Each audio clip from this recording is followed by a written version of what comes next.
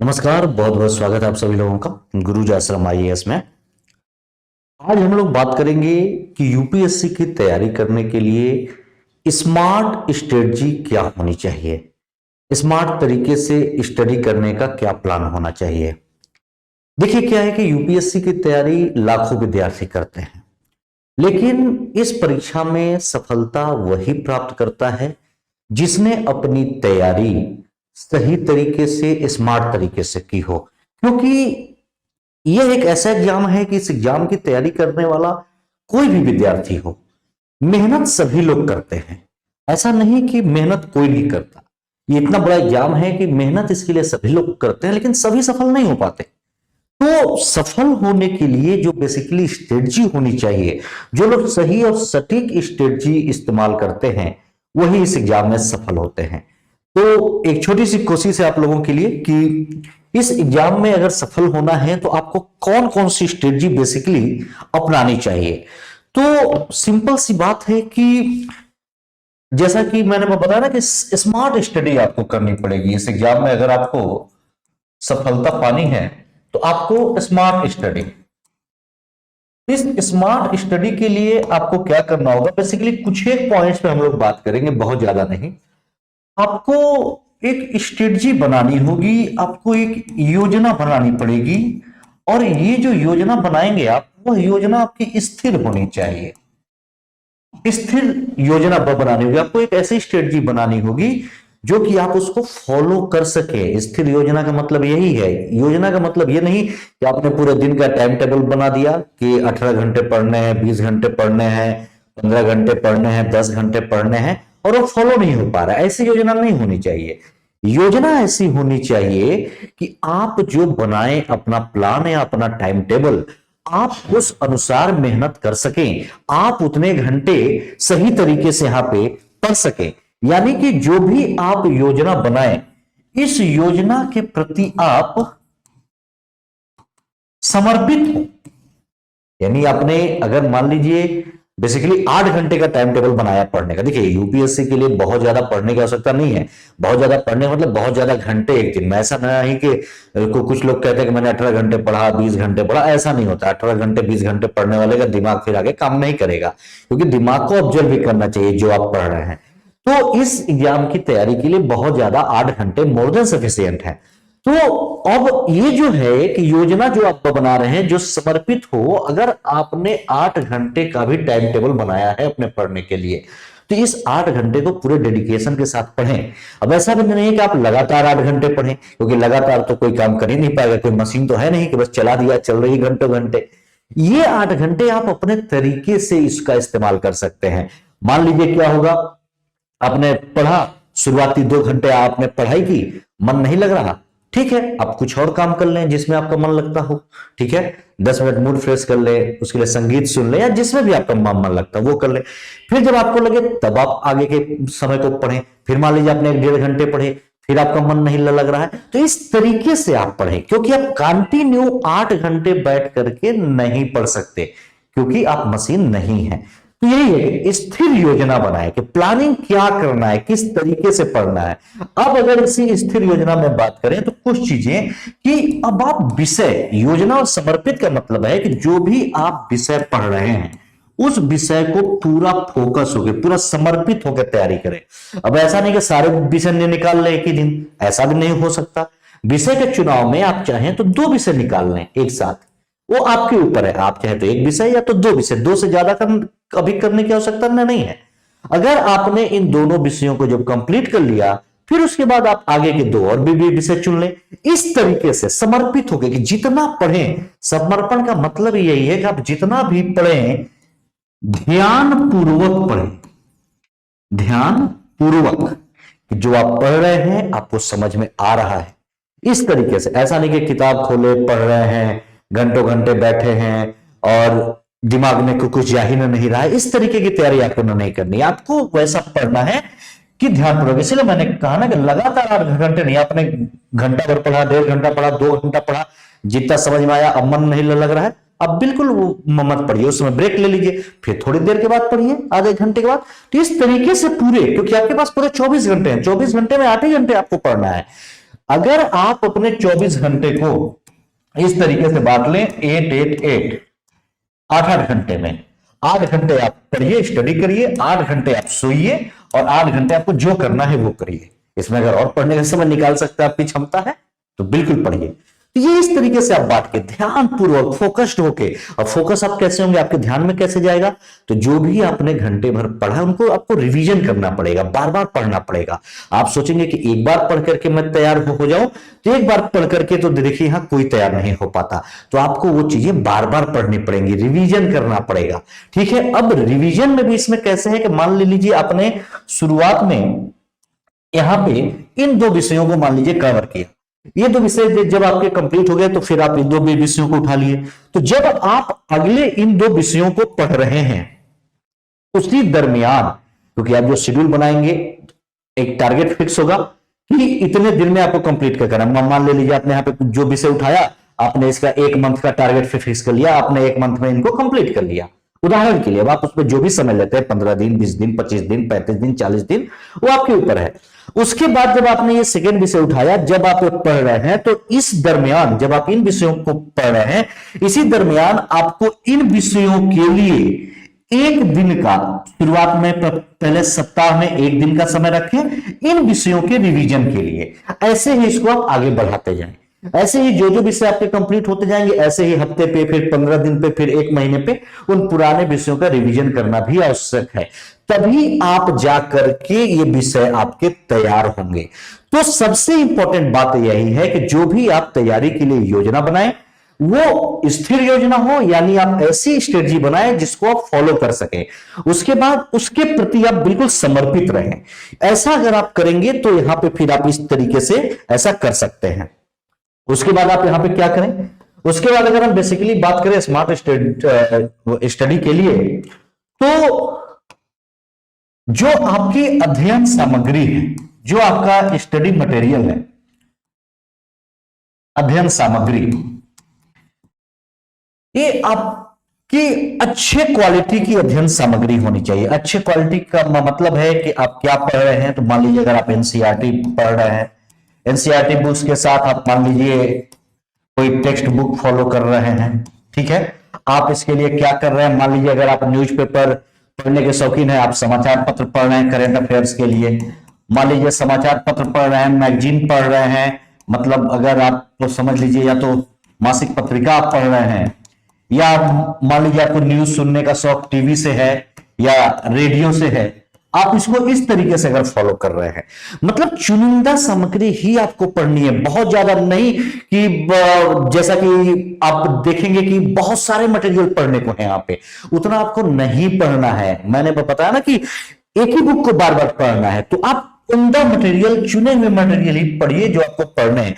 किसी भी विषय के लिए उसके एनसीईआरटी को फॉलो करिए, साथ में किसी एक राइटर का टेक्स्ट बुक फॉलो करिए, और न्यूज़पेपर आप मतलब करंट अफेयर्स है तो न्यूज़पेपर से तैयार कर रहे हो, या मैगजीन से तैयार कर रहे हो, या न्यूज सुनते हो, या रेडियो सुनते हो, या करंट अफेयर्स की क्लास करते हो, मतलब जो भी आपका सोर्स है, आप एक ही सोर्स को बार बार फॉलो करें। आप अगर सोर्स से भटकेंगे ना, तो फिर आपकी अध्ययन सामग्री कमजोर हो जाएगी, फिर आप भटकाव में उलझ जाएंगे। अरे ये भी पढ़ लूं, क्योंकि मान लीजिए मैंने बताया ना बहुत सारे राइटर्स एक विषय के होते हैं, आपने ये भी पढ़ा, दूसरा भी पढ़ा, आपको दूसरा ज्यादा अच्छा लगा, फिर आपको तीसरा दिख गया, आप उसमें चल गए, तो भटकाव है। यही नहीं करना है आपको। अपनी अध्ययन सामग्री पे यानी योजना बनाए स्थिर, आप फोकस्ड होकर के उसकी तैयारी करें। उसके साथ साथ आपको क्या करना है कि आपकी अध्ययन सामग्री यहां पे बेहतर होनी चाहिए। अगर आप फिर अध्ययन सामग्री जब आपके पास बेहतर है और आप जब तैयारी कर रहे हैं, तो यहां पे इस क्रम में आपको क्या करना है कि आप जो भी पढ़ रहे हैं आप उसकी समीक्षा करें, और समीक्षा करने के साथ साथ फिर उसका सुधार करने की आवश्यकता है कि आपने जो भी पढ़ा उसका आउटपुट क्या निकल रहा है। आपको यह समझना यहां पे ज्यादा जरूरी है कि आपने जितना पढ़ा उसमें आपको आता कितना है ये, और उसको आप सुधार करें। तो यह कैसे, आप अपने पढ़े हुए विषयों की समीक्षा कैसे करेंगे? तो समीक्षा करने का केवल और केवल एक तरीका है, वो है क्या? टेस्ट। चाहे आप यूपीएससी प्रीलिम्स के लिए पढ़ रहे हो, या आप यूपीएससी मेंस के लिए पढ़ रहे हो, या आप किसी भी कॉम्पिटिटिव एग्जाम की तैयारी कर रहे हो, समीक्षा आप कैसे करेंगे? आप मॉक टेस्ट देंगे।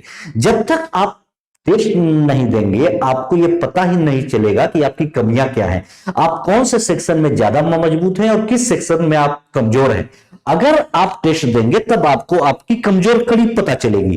तो जो आपका वीक सेक्शन है, जो आपका कमजोर सेक्शन है, फिर आपको उस आपके कमजोर सेक्शन में क्या करना है?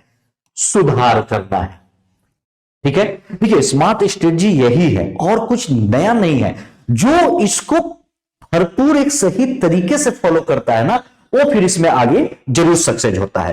तो जब आप पढ़ रहे हैं तो पढ़ने के बाद आपको उस चीज की समीक्षा, और समीक्षा टेस्ट के द्वारा करना बहुत ही अनिवार्य है। और उसके बाद जब आपको आपकी कमियां पता चलती हैं तो फिर आप क्या करेंगे? उसमें फिर सुधार करेंगे। ठीक है, और उसके बाद, और इसके बाद सबसे इंपॉर्टेंट क्या है? ये सब जो आप करेंगे, आप एक काम कर रहे हैं, जैसे कि मैंने आप लोग को बताया ना कि करंट अफेयर्स वगैरह आप पढ़ रहे हैं तो टीवी न्यूज़पेपर या जो भी आप पढ़ रहे हैं, ये आप चाहें तो अगर स्मार्ट स्ट्रेटजी के तहत चाहें तो समूह में भी पढ़ाई कर सकते हैं। समूह में यानी ग्रुप बना करके। अब ग्रुपिंग का मतलब ये नहीं कि 8 से 10 लोग का ग्रुप आप बना के पढ़ाई करें। मैक्सिमम से मैक्सिमम आप जो ग्रुप बनाए उसमें 2 से 3 लोग हों, और वो से 2 से 3 लोग फुल्ली डेडिकेटेड हो, जो इन सब चीजों को फॉलो करते हैं, वो एक सही तरीके से स्मार्ट स्टडी कर रहे हैं। उन 2-3 लोगों का आपका एक ग्रुप होना चाहिए। 3 से ज्यादा फिर वो भीड़ हो गई। इन 3 लोगों में जो 2 से 3 लोग हैं, आप लोग पढ़ने के बाद जब भी कभी मिलेंगे, पूरे दिन में कभी एक अपना शेड्यूल बना लीजिए मिलने का। उस दौरान आप लोगों ने जो भी पूरे दिन पढ़ा है उस पर डिस्कशन करिए, उस पर चर्चा करिए। क्योंकि जब तक आप चर्चा नहीं करेंगे, चीजों को डिस्कस नहीं करेंगे, और हेल्दी डिस्कशन यहाँ पे जरूरी है। ऐसा नहीं कि कुछ भी बकवास के किए जा रहे हैं, ऐसा नहीं करना है।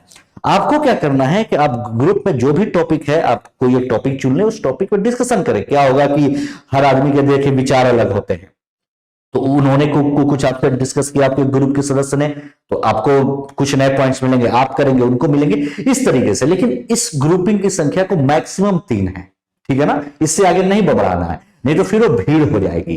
और जब यहीं पे जब ये वाली बात मैंने आपको बताई कि जो आप यहाँ पे अध्ययन सामग्री जो भी आप पढ़ रहे हैं सही तरीके से पढ़ रहे हैं, यहाँ पे नहीं, जो ये वाली बात है, हमने यहाँ पे भी बात की थी ना कि ध्यानपूर्वक वाले में एक चीज और यहां पे आप ध्यान में रखना कि जो आप पढ़ रहे हैं, पढ़ने के साथ साथ आपको उनको लिखना जरूरी है। मान लिया आज आपने कोई भी टॉपिक पढ़ा, मान लीजिए आज आपने असहयोग आंदोलन के बारे में उदाहरण बता रहा हूं पढ़ा, तो आप जब उसे पढ़ लिए, पढ़ने के बाद आप जब खाली समय पे उसे रिकॉल करें, उसे सोचे, अच्छा क्या पढ़ा, उसमें अपने दिमाग में आप पॉइंट्स को सोचे कि अच्छा असहयोग आंदोलन क्यों हुआ, क्या कारण थे, गांधी की क्या भूमिका, क्यों असफल हुआ, इस तरीके से पॉइंट सोचे।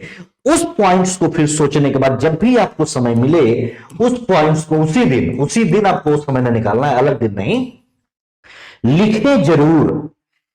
यही आपका आगे जाके नोट्स तैयार होगा। पहले दिन आप नोट्स नहीं तैयार कर पाएंगे, लेकिन उसको लिखने की आदत डालें। आपने जो भी पॉइंट रिकॉल किया पढ़ने के बाद, कम से कम 2 से 3 बार पढ़ लिया, रिकॉल किया, फिर उसको लिखें।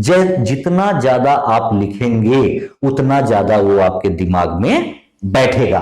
तो आपको इस तरीके से ये पूरा प्लान करके आपकी जो तैयारी है, जो स्मार्ट स्टडी वाली प्लानिंग है, यही करना है। बहुत ज्यादा इसमें भटकाव की जरूरत नहीं है। और ये सब के लिए एक सबसे इंपॉर्टेंट काम है कि स्मार्ट स्टडी करने में आपको क्या है कि साथ साथ में आपको अपने स्वास्थ्य का भी ध्यान रखना होगा। ठीक है, आपको स्वास्थ्य का ध्यान रखते हुए तैयारी करनी है। अगर आपने अपने स्वास्थ्य का ध्यान नहीं रखा, और स्वास्थ्य ध्यान से यहां पे तात्पर्य यह है कि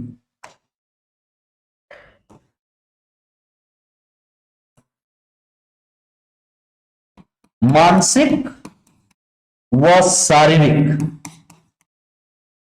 इन दोनों स्वास्थ्य का आपको ध्यान में रखना है। मानसिक स्वास्थ्य के लिए आप क्या कर सकते हैं, कम ज्यादा नहीं, दिन भर में पूरे दिन भर में आधे घंटे आप निकाल करके योगा का अभ्यास रखें, मेडिटेशन करें, ध्यान करें। शारीरिक अभ्यास के लिए आप यहां पे कर सकते हैं, अगर जो लोग जिम वगैरह के शौकीन हैं, आधे एक घंटे पूरे दिन में जिम भी दें को, और अगर नहीं तो कुछ पैदल चले, कम से कम आधे घंटे भी पैदल चले, या जो लोग जिम जा सकते हैं वो लोग जिम ज्वाइन कर ले। तो बहुत ज्यादा प्रेशर लेके यूपीएससी की तैयारी नहीं करनी है। इस तरीके से ही आपको अपने स्वास्थ्य, क्योंकि देखो क्या है ना कि स्वस्थ शरीर में ही स्वस्थ मस्तिष्क निवास करता है। अगर आप स्वस्थ रहेंगे तो काम करेंगे, और स्वस्थ रहने का सबसे बेहतरीन एक और तरीका है, इन दोनों के अलावा आपको कम से कम मिनिमम 6 घंटे सोने ही, 6 से 8 हो जाए कोई दिक्कत नहीं है, ये आपको सोना ही सोना है, ठीक है ना। तो अगर 8 नहीं है तो 6 से कम तो सोना ही नहीं है। जब आप नींद पूरी लेंगे तब आपका दिमाग शांत होगा, जब आपका दिमाग शांत होगा तो जो आप पढ़ेंगे वो आपके दिमाग में जाएगा। बहुत सारे बच्चे यही गलती करते हैं कि रात रात भर स्टडी में अपना शेड्यूल बनाएंगे और दिन में और सुबह 3-4 बजे भोर में सोएंगे, और वो क्या है कि फिर सुबह 7-8 बजे उठ जाएंगे, और उस दिनचर्या में उनको लगता तो है कि हम बहुत मेहनत कर रहे हैं, लेकिन उस मेहनत में केवल उनका शरीर थकता है, उनके दिमाग में आउटपुट जाता कुछ नहीं है। ये जरूरी नहीं है कि आप कब सो रहे हैं, ये मुद्दा नहीं। आप लेट नाइट स्टडी करते हैं, आपकी आदत है, बिल्कुल करिए। आप दिन में पढ़ते हैं, आपकी आदत है, बिल्कुल पढ़िए। आप जैसे आप जो लोग दिन में सोते हैं सोए, जो लोग रात में सोते हैं सोए, कोई फर्क नहीं पड़ता, लेकिन सोए जरूर। कम से कम 6 से 8 घंटे का रेशियो होना चाहिए, मिनिमम 6 घंटे तो होना ही होना चाहिए। जब आप सोएंगे तभी आपका शरीर और मस्तिष्क दोनों स्वस्थ होगा। साथ में थोड़ा सा योगा वगैरह कर ले, और अगर चले तो पैदल, क्योंकि मैंने आपको बताया ना कि आपके पास पूरे दिन में अगर आपके पास 24 घंटे हैं, और इस 24 घंटे को आप 8 घंटे में अगर बांट लो, 8 घंटे में, तो क्या है कि पहला तो 8 घंटा जो है आप अपने स्टडी पे दे दो, ठीक है। उसके बाद जो दूसरा 8 घंटा है, ये आप मतलब इसको आप 6 से 8 का रेशियो मान लें, जो भी आप समझे मिनिमम। अगर इसमें घंटे, 1.5 घंटे, 2 घंटे बचते हैं तो आपके ऊपर है, लेकिन प्रेशर में नहीं बचाना है। ये आप सोने में दे दो, ठीक। बाकी का जो 8 घंटे है, ये आपकी बहुत सारी दिनचर्या है, आप उसके लिए दे दो भाई। थोड़ा आप मनोरंजन भी करो, इसी में 1-8 घंटे अपने वर्कआउट योगा के लिए निकाल लो, 1-8 घंटे मूड फ्रेश के लिए निकाल लो। इन सब के बाद भी अगर यहाँ पे आपको समय और भी इन सब से बच जाता है, तो आप उस समय को अगर मैनेज कर सकते हो तो अपने स्टडी में लगा दो। तो ये यही तरीका है कि ये तो आप जो भी स्ट्रेटजी बनाए, बिल्कुल सटीक स्ट्रेटजी होनी चाहिए कि आप उसको फॉलो कर सके। ऐसी स्ट्रेटजी ना बनाए कि आज आपने टाइम टेबल बनाया, यहाँ ये अब कल से टाइम टेबल फॉलो होगा, और ये टाइम टेबल मतलब कभी भी फॉलो नहीं हो पाता, क्योंकि जो कल पे सोच लेते हैं ना कि कल से करेंगे, ये कभी नहीं होगा। बनाए और उसको फॉलो करना शुरू कर दिए। और मैं बताया कि कभी प्रेशर लेके नहीं करना है कि प्रेशर लेके टाइम टेबल बना रहे हैं कि नहीं, ये मैंने इस पे लिखा है कि 3 घंटे हिस्ट्री पढ़ना है तो पढ़ना है, 2 घंटे ये विषय पढ़ना है, ऐसा नहीं करना है। आपको 1 घंटे पढ़ने का मन किया, 1 घंटे पढ़े, मन नहीं लग रहा है ब्रेक ले लें, जो करना है करें उस ब्रेक के टाइम पे। उसके अलावा जब आपका मन कि हाँ मूड फ्रेश है, फिर से पढ़ने बैठ जाए। इस तरीके से आपको बांटना है। ऐसा नहीं कि आप कंटिन्यू 8 घंटे बैठे पड़े हैं, दिमाग में कुछ जाने नहीं रहा है, लेकिन आपने शेड्यूल बनाया कि नहीं 8 घंटे बैठना ही है, ऐसा बिल्कुल नहीं होना चाहिए, ठीक है। अच्छा भोजन खाएं, स्वस्थ रहने के लिए संतुलित आहार खाएं, दूध का सेवन करें रात में, ये सब पौष्टिक आहार लें जिससे आप बीमार ना पड़े, क्योंकि अगर आप बीमार पड़ेंगे तो आपका पढ़ाई ही नुकसान होगा। तो इन सब चीजों का आपको ध्यान में रखते हुए, ठीक है, और समर्पित होकर फुल्ली डेडिकेशन से पढ़ना बहुत ज्यादा जरूरी है। यानी जो मैंने आपको बताया कि आप पढ़ें, और पढ़ने के साथ साथ उसको सोचें, और सोचने के बाद लिखें भी। और बाकी ये सारी दिनचर्या जो भी मैंने आपको ये बताया, ये 5-6 पॉइंट अगर आप केवल फॉलो कर लेंगे सही तरीके से, तो यही होती है स्मार्ट स्टडी।